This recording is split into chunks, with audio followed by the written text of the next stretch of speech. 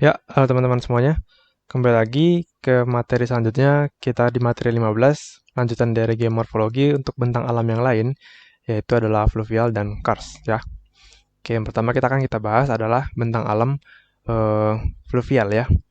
Nah, bentang alam fluvial ini satuan geomorfologi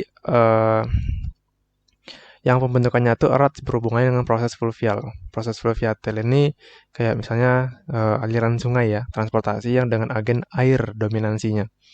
Nah, proses fluviatil adalah semua proses yang terjadi di alam, baik fisika maupun kimia, yang mengakibatkan adanya perubahan bentuk permukaan bumi. Jadi, perubahan-perubahan baik fisika maupun kimia dari proses fluviatil itu mempengaruhi permukaan bumi, yang disebabkan sama agen air permukaan khususnya. Nah, baik yang merupakan air yang mengalir secara terpadu di sungai, ataupun air yang tidak terkonsentrasi, atau sheet water. Nah, proses fluviatil ini bervariasi intensitasnya. Perlu diketahui bahwa air permukaan merupakan salah satu air dari mata rantai air siklus hidrologi, ya, dari bagian air permukaan itu ya. Nah, adanya air permukaan sangat dikontrol oleh adanya air hujan. Ini pengontrol utamanya adalah air hujan, sedangkan besar kecilnya jumlah permukaan dipengaruhi oleh beberapa faktor, seperti nilai curah hujan. Misalnya kalau curah hujan yang tinggi, nanti akan mempengaruhi bagaimana stream competence dan stream eh, apa ya, debit aliran yang mempengaruhi proses erosional lagi di bagian daerah-daerah sungai misalnya. Jumlah vegetasi, nih bagian vegetasi itu bagaimana daya serap air di untuk apa ya, untuk misalnya di bagian sungai kan pasti kalau misalnya banyak vegetasi jumlah erosionalnya juga lebih dikit gitu kan. Nah, terus kelerengan. Kalau misalnya makin lereng nanti aliran debitnya itu akan lebih kencang daripada ketimbang lereng yang landai, itu aliran sungainya jadi lebih lambat. Jenis litologinya ini jenis-jenis batuan-batuan yang mudah resisten atau enggak gitu. Terus iklim ini nanti dari pengaruh eh, kondisi kering, arid, arid, semi arid, atau dia basah. Dari nilai curah hujan juga bisa dipengaruhi nanti hubungannya ke kondisi iklim kayak gitu. Macam-macam proses fluviatil. Yang pertama adalah proses erosi. Ya sama kayak geomorfologi yang lain, pasti ada erosi, transportasi, dan nanti adanya deposisi. Ya, degradasi dan agradasi ya. Ingat ya, bagian pengantar geomorfologi, teman-teman. Nah, di proses erosi ini, peristiwa terkikisnya lapisan permukaan tanah atau batuan oleh agen alami. Ya, ini kalau di proses fluviatil itu oleh air gitu ya. Kalau nanti di eolian nanti angin, kalau di glasial nanti gletser. Nah, nanti setelah dierosi, lanjut lagi melalui tahapan proses transportasi atau proses perpindahan pengangkutan material oleh suatu tubuh air yang dinamis yang diakibatkan oleh energi kinetik yang ada pada sungai. Nah, sebagai efek dari gaya gravitasi. Selanjutnya nanti akan mengalami pengendapan atau proses deposisi sedimen, proses yang berlangsung bila sungai tidak lagi mampu lagi, udah nggak bisa lagi tuh ngebawa material. Jadi material itu diendapkan di wilayah itu, gitu. Ini dia tahapan dari proses fluviatil. Yang pertama adanya heat source area atau di mana air tadi jatuh, misalnya tadi presipitasi ya di daerah ini gitu. Maka akan terbentuk erosional. Kalau dia misalnya gradiennya itu lebih curam, steeper gradient, maka eh, nilai erosi pada wilayah itu akan lebih kuat ketimbang ketika udah di gentle gradient. Nah, biasanya di wilayah ini juga energi pengendapannya udah jadi lebih tinggi gitu. Lanjut kita bahas proses erosi. Nah, erosi yang dilakukan oleh air dapat dilakukan dengan berbagai cara. Pertama itu ada abrasi, ini oleh medianya air ya tentunya. Penggerusan terhadap batuan yang dilewati oleh agen tadi, misalnya air. Kemudian ada scoring. Scoring ini penggerusan dasar sungai, bedload, akibat adanya ulakan dari sungai. Misalnya pada daerah cut off, slope pada meander. Scoring ini juga kalau misalnya terbentuk di proses cutting down, di misalnya air terjun gitu ya. Nah, itu akan terbentuk salah satu bentukan cutting down atau cekuan ke bawah gitu akibat penggerusan air terjun gitu. Scoring ini di meander juga bisa nih kebentuk kalau misalnya alirannya berbelok-belok gitu nanti ada proses erosi langsung juga ada pengendapan di sisi sebelahnya. Itu scoring di meander. Nah, korosi selanjutnya ini terjadi reaksi terhadap batuan yang dilalui. Nah, berdasarkan arah, erosi dapat dibedakan menjadi pertama adalah erosi vertikal. Ini kalau erosinya arahnya tegak dan cenderung terjadi pada daerah bagian hulu dari sungai, menyebabkan terjadinya pendalaman lembah sungai. Kalau erosi lateral ini nyamping, jadi dia efeknya akan membuat sungai jadi tambah lebar. Biasanya ini terbentuk di daerah hilir sungai gitu. Jadi daerah-daerah dataran rendah, sungainya itu udah lebih mengerosi bagian lateral, sehingga sungainya jadi makin lebar. Sedangkan di wilayah pegunungan, itu erosi yang berlangsung lebih utama adalah vertikal ya. Erosi yang berlangsung terus hingga suatu saat akan mencapai batas di mana air sungai tadi udah tidak mampu lagi mengerosi lagi tuh dikarenakan udah mencapai erosion base level. Jadi erosion base level itu dapat dibagi jadi dua, ada ultimate base level. Kalau misalnya yang base levelnya berupa permukaan air laut, batasnya itu mean sea level ya jadinya ultimate base level. Kalau ada juga yang disebut sebagai temporary base level. Ini kalau base levelnya tuh perairan lokal, misalnya air danau, rawa, sejenisnya yang ketinggiannya itu biasanya di atas dari permukaan air laut gitu. Nah, ini yang tadi kita sebut sebagai base level itu. Tadi ada dua ya, yang ada uh, ultimate sama temporary. Nah, base level ini terjadi pada saat kondisi udah nggak ada lagi tuh proses erosi yang bisa terjadi. Nggak ada lagi tahapan-tahapan erosional, baik oleh agen air maupun agen dalam bentuk apapun sih ya ini di wilayah base level itu. Nah, aliran dari sungai itu bisa mencapai level dari dasarnya, baik lokal base level itu tadi, baik yang ultimate ataupun temporary, ketika di mana alirannya itu uh, mengalir pada wilayah batuan yang resisten. Jadi di wilayah base level itu dia merupakan wilayah yang resisten gitu. Kemudian alirannya itu juga mencapai batas base level atau base lokal tadi ketika alirannya itu masuk ke bagian danau, perairan kayak di samudra, dikarenakan gradasinya itu udah lebih gentler. Gentler itu udah lebih ini ya, lebih hampir datar lah gitu. 0 derajat gradiennya. Nah, sea level itu disebut sebagai ultimate base level. Nah, base level dapat juga bisa dibawa dari sea level. Nah, ini disebut contohnya itu adalah lembah kematian. Ini bisa di bawah sea level. Jadi ada 3 jenis ya. Yang pertamanya ada temporary, contohnya ada waduk gitu ya. Waduknya itu ada di atas perairan main sea level gitu. Jadi alirannya nanti masuk ke waduk dengan base level erosinya adalah mengacu dari ketinggian muka air waduknya. Nanti ada juga yang ultimate yang gambar ini. Ini ultimate tadi. Ini yang temporary. Temporary yang ultimate itu dari min sea level atau sea level paras ketinggian lautnya lah.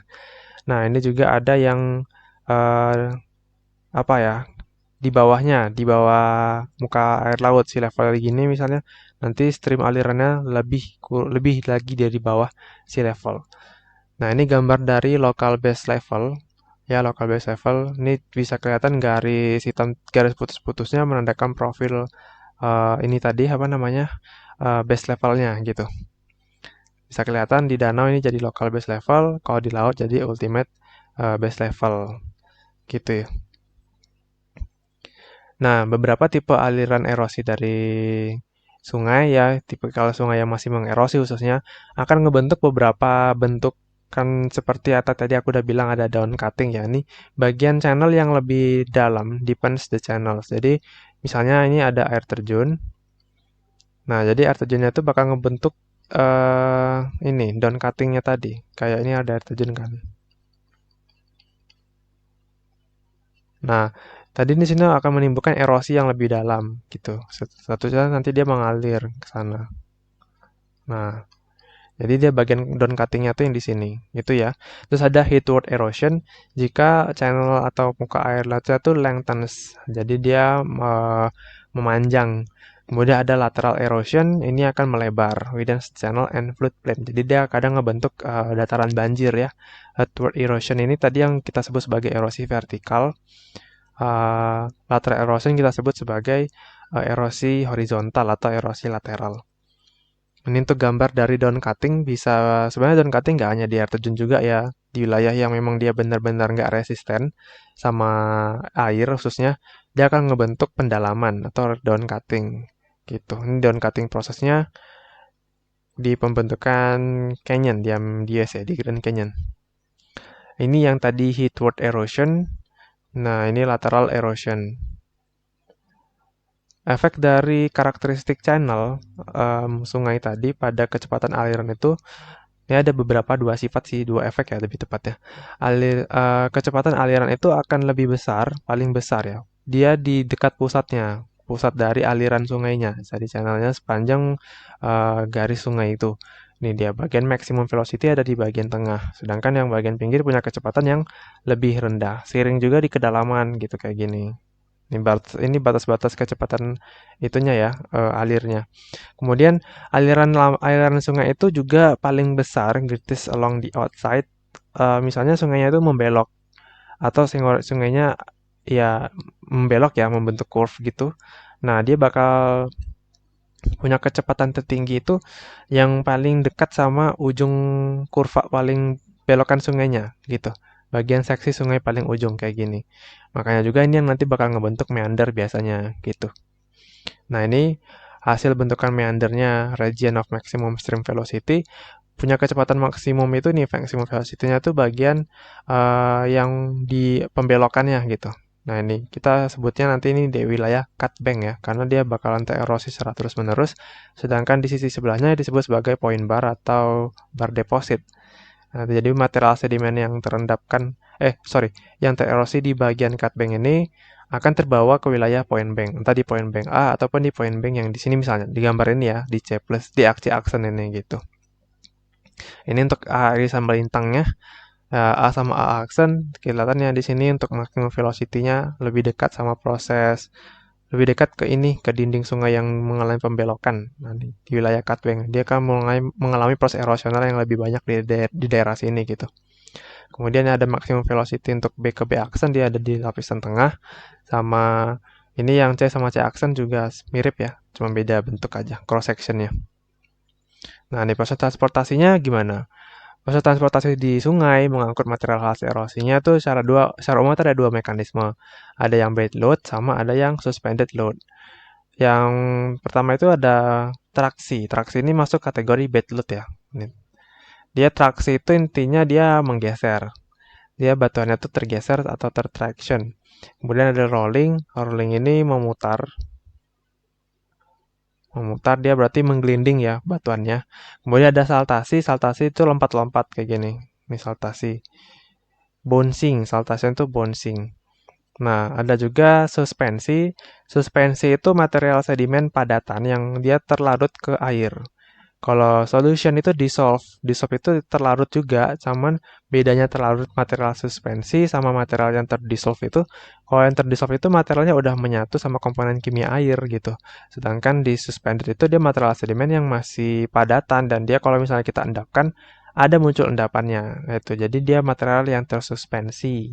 Kalau terdissolve dia memang benar-benar terlarut kayak gitu. Nah, setelah transportasi, terbentuk proses sedimentasi. Nah, proses sedimentasi terjadi ketika sungai nggak mampu lagi mengangkut material yang dibawanya. Jadi apabila tenaga angkutnya makin berkurang, atau tenaga erosinya udah makin berkurang, sedangkan tenaga pengendapan makin kuat, maka material yang berukuran kasar, ini dia akan sinking. Dia akan terendapkan oleh gravitational settling. Sehingga terlebih dahulu mengalami pengendapan dan menyisakan material yang halus, yang masih tersuspensi. Nah, ini contohnya.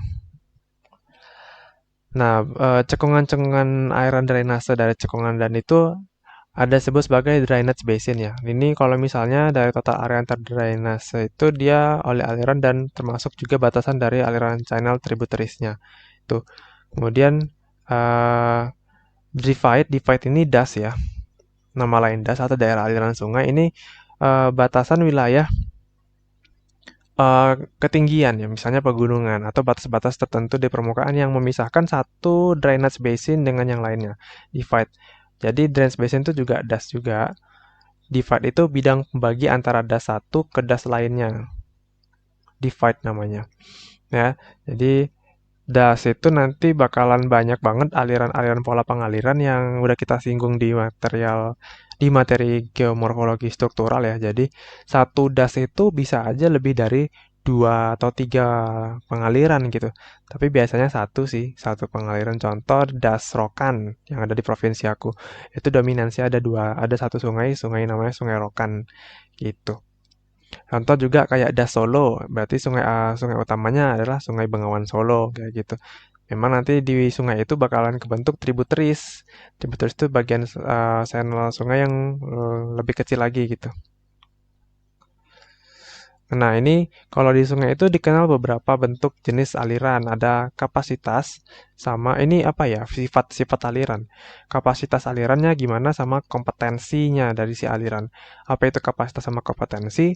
Nah, kalau kapasitas itu mengacu pada banyaknya total jumlah dari sedimen yang bisa ditransport gitu kapasitasnya, kapasitas angkut lah ya sebutannya itu.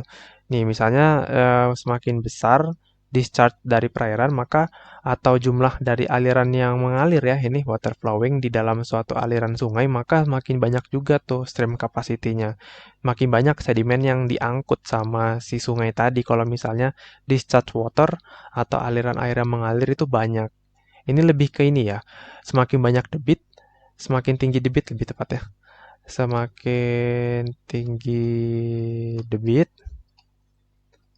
maka semakin tinggi juga nih, semakin tinggi debit, maka semakin tinggi sedimen transportnya.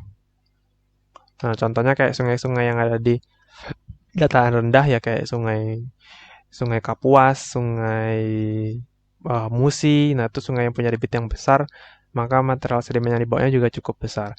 Terus ada kompetensi ini dia mengacu pada ukuran maksimum dari partikel yang bisa dibawa, gitulah intinya.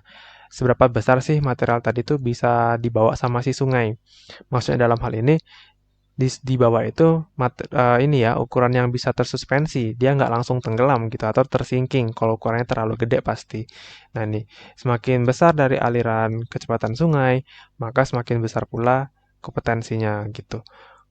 Kalau misalnya energi sungai kecepatan sungainya itu pelan maka kecepatan pengendapannya akan jadi lebih besar sehingga material tadi akan lebih cepat terendapkan, material terendapkan lebih cepat.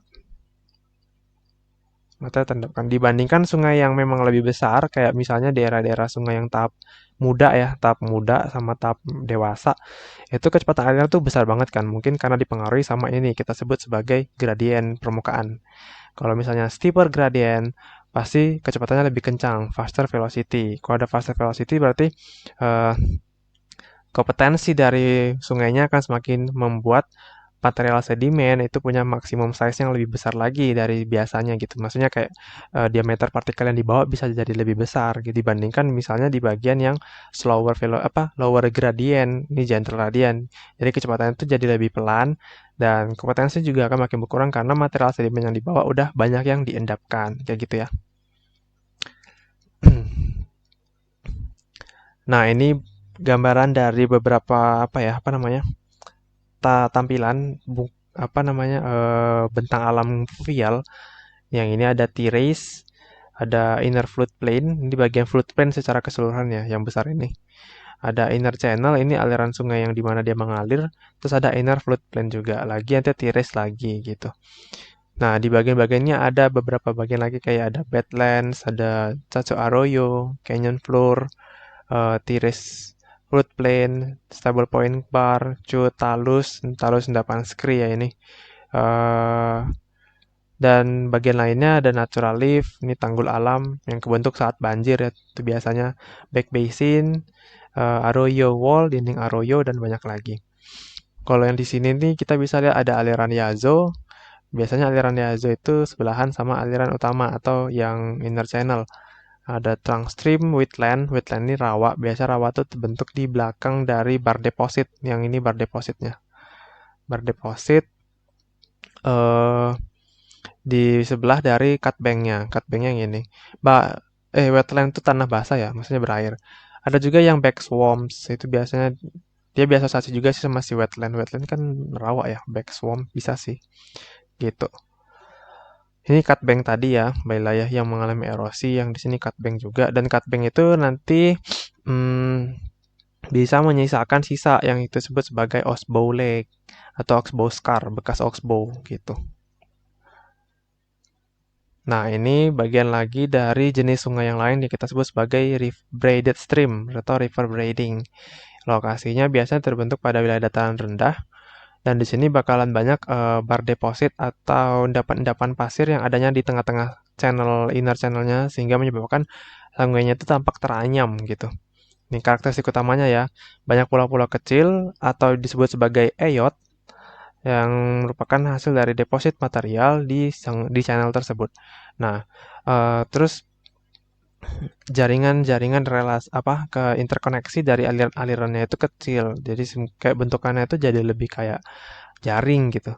Nah, pada kondisi muatan aliran discharge-nya itu tinggi, maka bed stream itu dapat membawa banyak atau lebih besar lagi muatan dari material-material sedimen yang kasar, khususnya coarse material sedimen dibawa dalam jumlah yang banyak, large load. Kalau misalnya di bed stream itu eh, tiba-tiba gitu, misalnya ada curah hujan yang besar, ya high discharge-nya jadi besar. Itu biasanya large load dia dibawa material kasar gitu, karena material yang di tengah gitu udah mengalami proses penyementasian gitu. Jadi dia akan rusak lagi, itu nanti kebentuk lagi sedimen di situ gitu.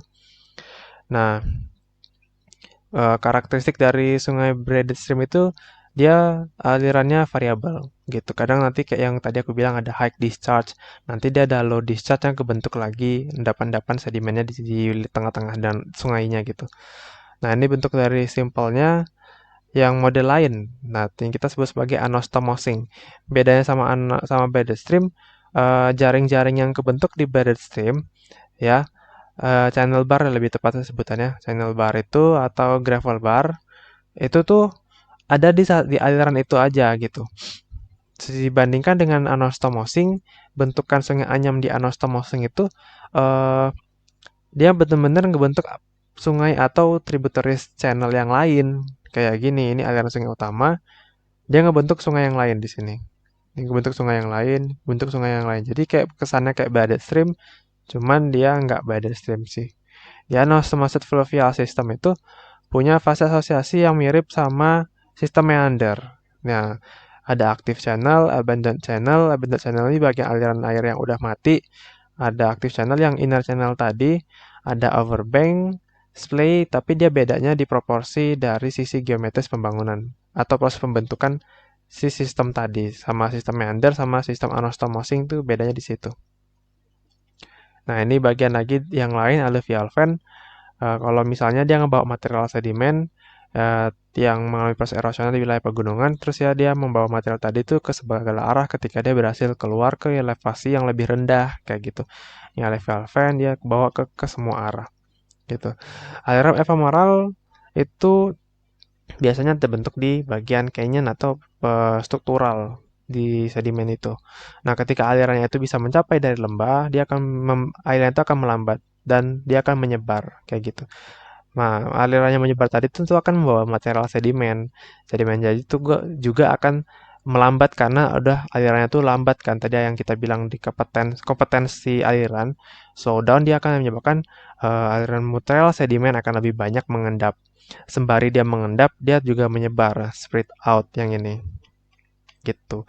Nah, sedimen terdepositi atau terendapkan dalam bentuk kipas. Nah, bentuk kipas, kenampakan bentuk kipas kayak gitu. Nih, ya.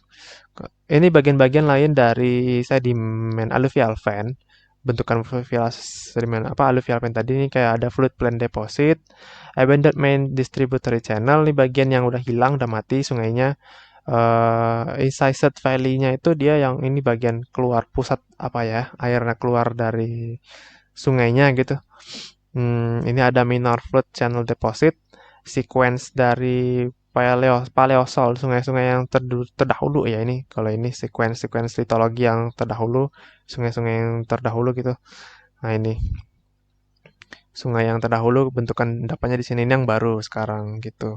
Jadi bentukannya tuh menyebarnya tuh nggak ke ini, maksudnya kayak nggak langsung sungainya tuh nyebar semua banjir gini, nggak, dia ngebentuk ini sungai-sungai yang uh, distributary channelnya akan terbentuk dalam kondisi tertentu, misalnya adalah pengaruh discharge, pengaruh angin juga bisa, pengaruh litologi yang mengenal lebih tahan atau nggak tahan sama erosi kayak gitu. Nah, itu tadi bentang alam fluvial. Kita lanjutkan ke bentang alam kars ya, teman-teman. Jadi di sini tuh intinya bentang alam kars itu bentang alam yang terbentuk di wilayah zona zona ini gampingan atau karbonatan. Jadi ada syarat penting tuh dalam proses pembentukan morfologi kars. Yang pertama adanya batuan yang mudah larut dan tersingkap. Ya, tersingkap dan tidak boleh tertutup sama material vegetasi atau tertutupi sama sedimen-sedimen. Dia harus dari sedimen yang tipis, nggak sedimen yang tebal dan juga bukan batuan yang tahan erosi atau resistensi erosional. Nah, batuan masif yang kedua ada batunya tuh masif ya. Masif itu berarti besar dan dia punya banyak kekar. Kekarnya ini bisa dari faktor tanaman kayak biologi atau dari terkena stres atau proses deformasi bisa juga. Yang penting dia harus ada kekar batuannya. Kemudian harus dari air tanahnya rendah eh, dan curah hujan cukup tinggi. Nah, kondisi litologi di bentang alam kars itu harus batu gamping atau batu dolomit. Ya, intinya dia mengandung material mineral-mineral kalsit lah kayak CaCO3, kalsit ya, itu dolomit. Dia harus dalam bentuk juga volumenya padatan apa ya? Batunya itu masif, masif itu tebal dan padat gitu. Padat dan dia harus terkekarkan. Nah, ini dia. Padat dan harus terkekarkan. Tebal juga iya. Nah, dan dia harus berlapis-lapis dan kandungan CaCO3-nya harus 60 sampai 90%. Ini wilayah kars tadi ya. Dan porositas sekundernya banyak. Jadi airnya bisa masuk kan. Permeabilitas baik. Permeabilitas baik ini eh, kemampuan alir atau kemampuan daya serap air dalam suatu litologinya bagus dan dia bisa mengalirkan juga. Nah, itu permeabilitas. Struktur geologinya apa? Tadi udah sebut sih ada kekar dan patahan ya atau sesar.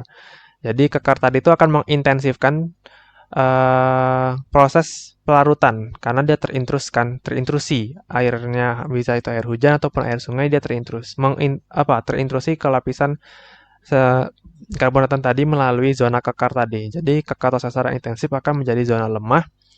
Zona lemah ini zona yang nggak tahan sama proses erosional sehingga mempermudah proses karstifikasi atau pembentukan bentang alam kars tadi. Oh, air asam juga akan lebih mudah masuk dan melarutkan batuan kalau misalnya udah ada kekarnya. Jadi dia memfasilitasi lah gitu, mempercepat. Selanjutnya ada curah hujan. Diperlukan curah hujan yang tinggi untuk membentuk topografi kars. Makanya biasanya geomorfologi kars ini biasa terbentuk di wilayah ekuator. Bisa sih terbentuk di wilayah lain kayak di China itu banyak topografi kars ya. Tapi memang harus dalam tanda kutip curah hujannya itu harus tinggi. Biar proses pelarutannya jadi lebih intensif atau pembentukan karstifikasinya jadi lebih bagus gitu.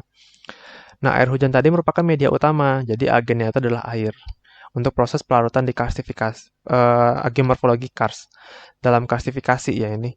Ya, dan tapi juga airnya tuh juga apa ya lebih bagus lagi mengandung asam. Jadi akan mempercepat proses pelarutan karbonatan atau gampingan. Sebutannya itu proses fish. Fish itu kayak apa ya? Batuan tadi tuh ngebentuk gelembung-gelembung yang bereaksi gitu dari asam tadi ke batu gamping tadi. Itu dia. Nah, proses geologinya apa aja untuk membentuk proses geomorfologi apa namanya? Geomorfologi kars.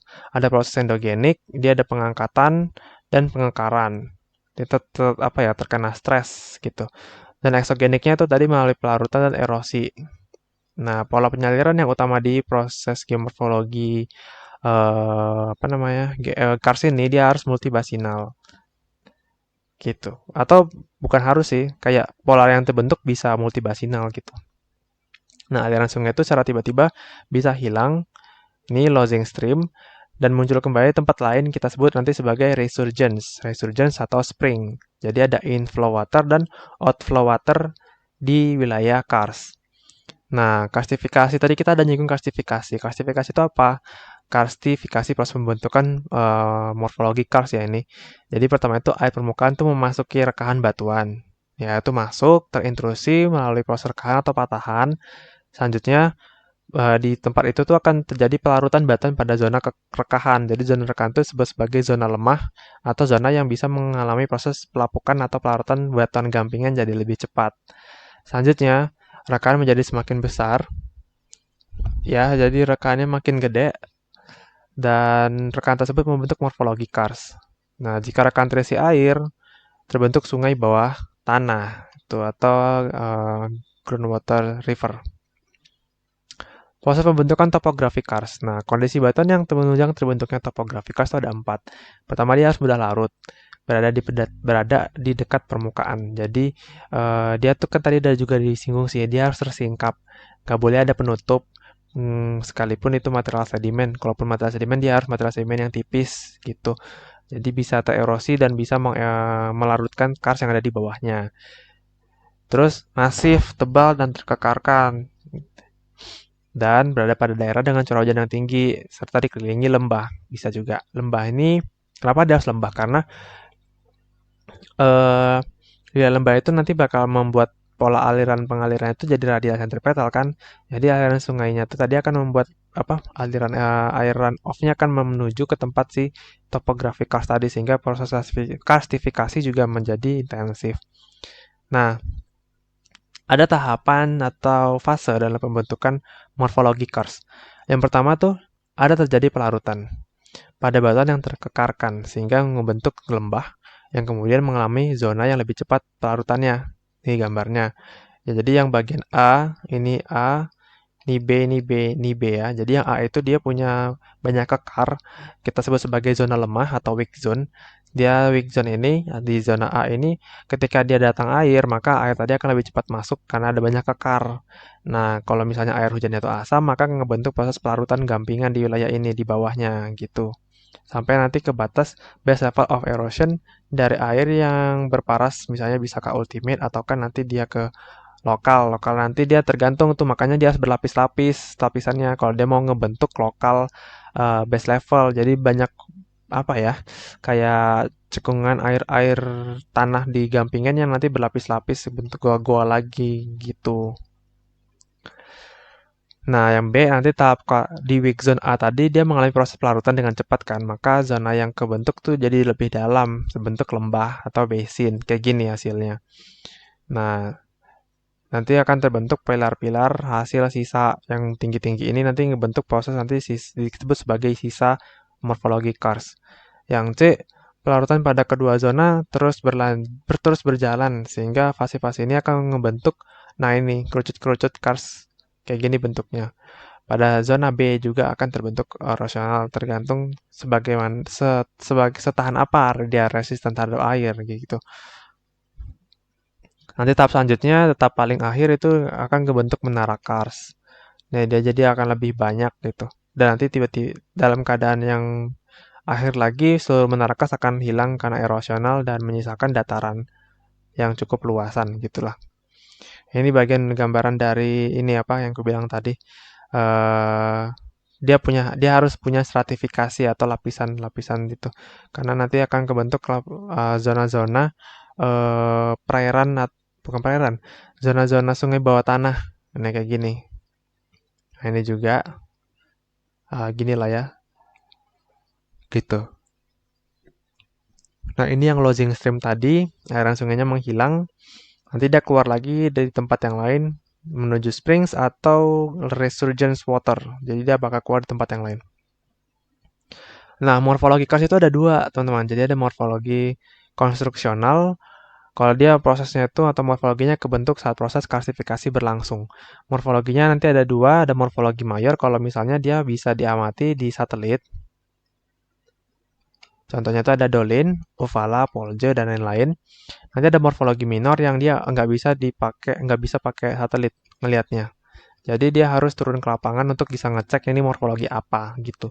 Biasanya tuh nanti ada cairn atau lapies, ada karst split, parit karst, dan palung karst.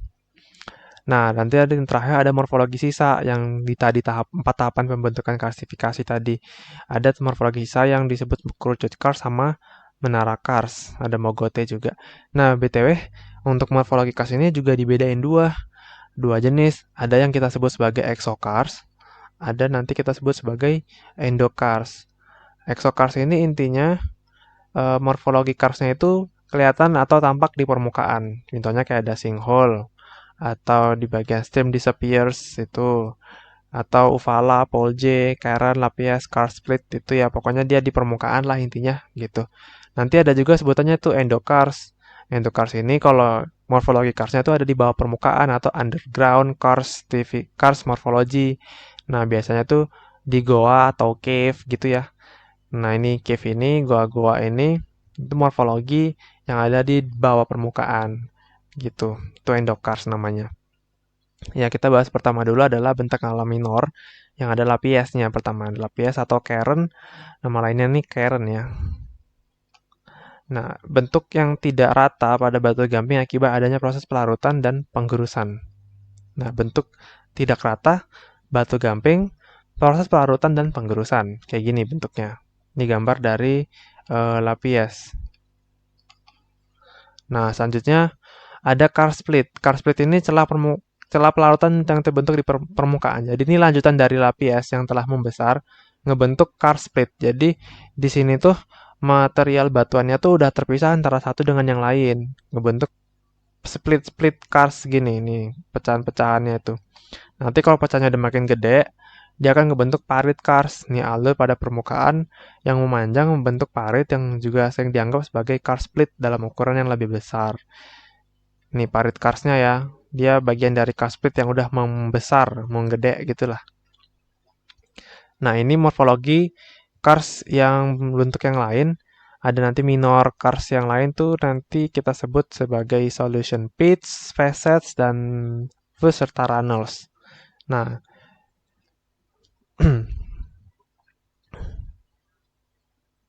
nah ini ya tadi exokarst sama endokarst. Ini exokarst, ini endokarst tadi. Nah, yang ini nih yang jadi perhatian. Gejala-gejala Karen itu nggak hanya pada bidang horizontal, bisa dalam bentuk vertikal, dan juga si Karen ini juga bisa ada terbentuk di endokarst, atau dia di bawah permukaan. Jadi salah satu contohnya adalah solution pits. Ini solution pits itu bagian lubang yang mengalami solusi atau pelarutan. Staff facets, kalau misalnya dia ngebentuk kayak gini nih, facets. Tiang-tiang kecil kayak gini, nih facets di karst. Beda sama triangular faces yang ada di struktural ya. Nah, ada juga flutes. Flutes ini mirip struktural sediment flutes ya. Jadi dia bakal ngebentuk pola cebakan-cebakan kayak gini, memanjang kecil-kecil. Ya, namanya juga minor karst landform kan. Jadi dia kecil-kecil. Ada runnels juga gitu. Nah, ini palung karst. Kalau misalnya split karst tadi udah makin lebih gede gitu. Bentuknya jadi membentuk palung. Alur pada permukaan batuan yang besar dan lebar terbentuk karena proses pelarutan. Jadi kedalamannya itu lebih dari 50 cm dan biasanya pada permukaan batuan yang datar atau miring, rendah, dan dikontrol oleh struktur yang memanjang. Kemudian ada speleotom. Nah ini di speleotom masuk juga bagian dari endokarst. Jadi di speleotom itu hanya terdapat di goa, ya hiasan pada goa yang merupakan endapan CO3 yang mengalami presipitasi pada air tanah yang membawanya masuk ke dalam gua. Jadi sebenarnya ada tiga, sebenarnya ya. Ada nanti kita sebut sebagai stalaktit, kalau misalnya alirannya tuh atau aliran presipitasi di dalam gua jatuh secara vertikal ngebentuk tiang-tiang corong segitiga kerucut ngarahnya ke bawah. Itu stalaktit. Kalau stalagmit itu dia kerucut-kerucutnya itu mengarah ke atas kayak gini. Nah, ada lagi yang ketiga nih teman-teman. Jadi ada namanya itu adalah pilar. Pilar itu ketika stalaktit dan stalagmit berjumpa. Jadi dia kayak gini. Terus-terusan gitu kan kebentuk presipitasi karbonatan di goanya. Akhirnya nanti stalaktit dan stalaktitnya tuh jumpa. Nah, ketika dia jumpa dia bakal disebut sebagai pilar. Nah, ini bentukan topografi karst mayor yang lain. Kita pindah ya dari minor ke mayor juga. Nah, yang pertama itu ada dolin atau surupan, yaitu depresi tertutup hasil parutan dengan diameter mulai dari beberapa meter hingga kilometer dengan kedalaman hingga mencapai ratusan meter. Biasanya ngebentuknya itu adalah bundar atau lonjong. Itu dolin. Nah, nanti ada sebut lagi uvala. Uvala ini gabungan dari dolin. Misalnya kayak dolin yang pertama, dolin kedua. Nanti antara bidang dolin 1 dan bidang 2 terbentuk erosi misalnya. Nah, jadi kayak bentuknya tuh gabung. Nah, padahal itu sebenarnya gabungan dari dolina. Jadi dolina 1 dan dolina 2 tergabung dari bentukan morfologi cekungan karsnya jadi lebih besar, itu disebut sebagai uvala. Selanjutnya ada Polje. Polje ini kumpulan dari uvala. Jadi kumpulan dari uvala atau udah makin gede ya, depresiasinya dalam wilayah tertutup yang jauh lebih besar dan lantai datar. Dan ngebentuk lantainya itu relatif datar dan dindingnya curam. Ini dinding curam itu berasal dari pegunungan sekitar atau wilayah karstifikasi sisa yang masih belum tererosi atau terlarutkan gampingannya gitu. Jadi dia ngebentuk daratan yang cukup luas, kayak lembah. Jadi Polja itu lembahnya di Kars. Ini gabungan dari Uvala sih. Nah, biasanya memanjang gitu arah dari si Polje memanjang ke salah satu arah. Nah, Polja ini juga pembentukannya dikontrol sama litologi dan struktur dan mengalami proses pelebaran saat terisi oleh air. Jadi kalau misalnya di Polja itu ada banjir gitu ya, proses pelaratan akan semakin intensif ke samping. Jadi bagian samping dari yang terjal-terjal itu akan mengalami pelaratan lebih lebih kuat saat terjadinya banjir di Polje. Nah, ini ada jendela kars, dia ketika lubang pada atap gua yang menghubungkan dengan udara luar terbentuk karena atap guanya runtuh. Nah, di bagian jendela kars ini juga sering tuh disebut juga di wilayah losing stream. Jadi sungainya itu hilang di jendela kars ini. Gitu. Kadang nggak juga sih, jadi jendela kars nggak selalu berasosiasi sama losing stream. Kemudian ada lembah kars. Lembah kars ini lembah atau alur yang besar terbentuk oleh aliran permukaan yang mengerosi batuan yang dilaluinya. Ada 4 jenis. Pertama itu ada alogenik. Alogenik valley itu kalau lembah kars dengan hulu pada batuan kedap air, batuannya itu tahan terhadap proses erosional ya berarti. Kedap air ini dia nggak nggak melarutkan dan juga nggak bersifat permeabilitas atau nggak bisa melarut, nggak bisa ini ya, apa ya bilangnya, nggak bisa menarik air atau dia nggak bisa menyerap air lah intinya gitu. Itu ya.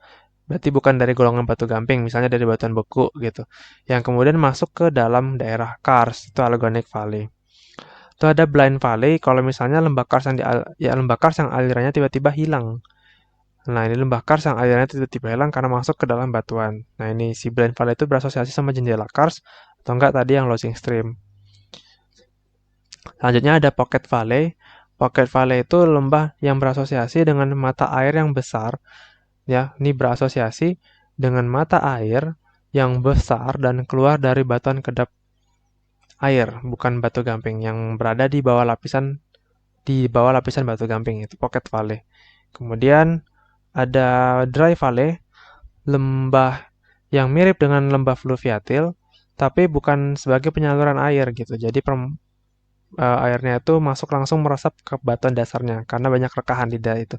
Jadi Dry Valley itu kayak tadi tuh yang di zona weak yang A tadi. Jadi dia eh, kering gitu. Jadi airnya ketika datang ke situ langsung terserap masuk ke bawah bawah permukaan gitu. Ini si contohnya tuh ada Blind Valley tadi, dia ada disappearing stream atau losing stream tadi. Ada sinking ini dolin. Ini ada collapse sinking kalau dia jebol sampai bawah dan ambruk ke bawah subsidency. Ini ada stalaktit, stalagmit, ada kolom atau pilar tadi. Nah, itu. Nah, ada lagi morfologi yang lain, ada gua. Gua atau ruang bawah tanah yang dapat dicapai dari permukaan dan cukup besar bila dilalui manusia. Itu gua. Dan ada berikutnya terowongan atau natural bridge. Gua itu gambar yang ini gua. Yang ini natural bridge. Jadi natural bridge ini mirip sama yang ini sih. Natural bridge yang ada di apa geomorfologi pesisir nanti kita pelajari video selanjutnya ya. Ada ini juga natural bridge itu terbentuk di laut. Nah, tapi kalau misalnya di laut, kalau misalnya jembatannya ini runtuh, ya itu namanya nanti sistek. Tapi kalau di geomorfologi kars, namanya nanti akan terbentuk kerucut kars atau menara kars gitu. Ya, ini tipikal endokars ya. Nanti ada istilah resurgence, yaitu tempat keluarnya air. Jadi kadang juga disebut sebagai springs. Ada sungai bawah tanah. Ini tadi tuh ya kalau airnya tuh hilang, dia tapi ada di dalam bawah kars itu. Nanti dia bakal keluar lagi di tempat yang lain. Nah, ini bagian dari endokars yang ada di goa, bagian-bagian hiasan goa atau speleotem. Ada stalaktit, ada straw atau stalaktit yang seperti bentuknya tuh sedotan, jadi memanjang kayak kayak apa ya, usus, ya memanjang gitu. Bayang nggak sih? Memanjang-memanjang gini. Kalau dibandingkan stalaktit bentuknya tuh segitiga. Kalau straw bentuknya tuh garis-garis gini. Bukan garis sih, kayak tabung-tabung gitu noh. Kayak selang noh. Nah, ya kayak sedotan noh gitu. Kalau yang stalaktit dia kayak kerucut menggantung gitu. Terus ada helektit. Helektit ini bentuk yang lebih kecil lagi daripada straw. Dan bentuknya biasanya tidak teratur atau irregular. Kayak cacing lah. Terus ada kartin. Kartin itu bentukan dari stalaktit yang bentuknya itu melembar. Bentukannya itu melembar. Nah, melembar dan meliuk-liuk. Ya, melembar dan meliuk-liuk. Kemudian ada flowstone. Flowstone itu batu flow terbang, batu terbang. Ya, ini material mirip sama stalaktit tapi dalam jumlah yang bukan jumlah, dalam bentuk yang lebih besar daripada stalaktit itu gitu. Dan dia bentuknya menggantung ya ini flowstone. Kemudian ada pilar, pilar atau kolom dia kalau stalaktit dan stalagmitnya berjumpa. Ada teras, travertin. Ini kalau misalnya terbentuk jejak berundak di dalam goa karena aliran material presipitasi sedimen karbonat tadi. Ini ada stalagmit kalau dia letaknya tuh di bawah. Nah, selain bentuk proses karstifikasi, ada juga hasil proses bentukan sisa pelarutan. Nah, yang dimaksud dengan pelarutan adalah morfologi yang kebentuk setelah pelarutan terbentuk atau erosinya udah jalan, udah berlanjut gitu, sehingga meninggalkan sisa bekas-bekas erosi yang khas tuh di daerah kars. Nah, pertama itu ada kerucut kars. Kerucut kars itu kalau bentuknya tuh masih lerengnya terjal dan bentuknya tuh kerucut, biasa dikelilingi sama oleh depresi. Sama bedanya yang kedua ada menara kars. Menara kars ini bentuk sisa pelarutan dan erosi yang bentuknya itu udah kayak menara, lerengnya tuh terjal, tegak di tapi ya. Bukan kalau di sini kan lerengnya tuh terjal melandai. Ini lerengnya tuh terjal vertikal gitu atau menggantung. Dan dia terpisah satu sama lain. Kalau kerucut kars itu masih bisa nyambung satu dengan yang lain, nanti ngebentuk kumpulan-kumpulan kerucut kars gitu. Dan menara kars ini biasanya udah berasosiasi sama daerah dataran aluvial atau daerah yang tempat dia mengalir di surface runoff-nya gitu. Nah, ini bentuk dari kerucut kars. Nah, bentuknya itu masih terjal melandai kayak gini. Sedangkan kalau di menara kars, dia itu udah vertikal gitu. Nih, vertikal-vertikal gini. Nah, itu. Oke, kita lanjut ke soal. Jadi ada 3 soal. Pertama itu ada OSK tahun 2016. Soal nomor 84. Kenapakan depresi pada daerah batu gamping yang berasosiasi dengan struktur patahan pada seperti pada gambar di bawah? Nah, ini apa nih? Dolin itu terbentuk karena sinking. Ya, pelarutan karena sinking tadi. Terus ada polje. Polje itu gabungan dari uvala ya. Dia bisa-bisa juga sih terasosiasi sama daerah patahan. Jadi jawabannya itu adalah polje. Cave goa, ini gambarnya tidak goa sih. Plato enggak juga, karena plato itu bagian tertinggi yang bagian lainnya itu lebih rendah. Sinkhole enggak, sinkhole itu bentuknya itu melingkar kayak dolin. Dan dia kecil-kecil, ini kan luas ya. Ini jawabannya adalah polje. Oke, nomor 82. Istilah natural leaf atau tanggul alam yang terbentuk secara alamiah ya, terdapat pada bentang alam. Ini hafalan aja, kayak tadi aku kasih tunjukin ke kalian, nggak bagian-bagian dari geomorfologi aluvial ya, itu dihafal aja sih nama-nama bagiannya. Sama apa itu dan proses pembentukannya, kita juga boleh lah dihafal gitu. Nah, ini jawabannya adalah apa ya, fluvial ya, gitu. Fluvial ini bukan karst, bukan delta, bukan elen, bukan aluvial. Aluvial itu bagian kecil sungainya, kalau fluvial itu bagian sistem dari keseluruhannya gitu. Nah, nomor 60 di OSP, ini soal OSP 2014. Apabila Anda di lapangan menjumpai bentukan morfologi pada gambar berikut, berarti Anda berada pada bentang alam. Ya, ini Bukit Kars ya, atau Kars Hills. Kars Hills tadi bentukan dari kerucut kars yang bentukannya itu membukit-membukit gitu. Jadi ini adalah kars ya jawabannya. Dia bukan struktural, bukan eolian, bukan vulkanik, juga bukan fluvial. Oke, mungkin cukup sekian ya materi pembahasan kita tentang geomorfologi fluvial dan kars. Barangkali ada kesalahan dalam penjelasan, aku mohon maaf. Aku tutup wabillahi taufik wal hidayah. Wassalamualaikum warahmatullahi wabarakatuh. Sampai jumpa di video selanjutnya. Geomorfologi pesisir dan glasial.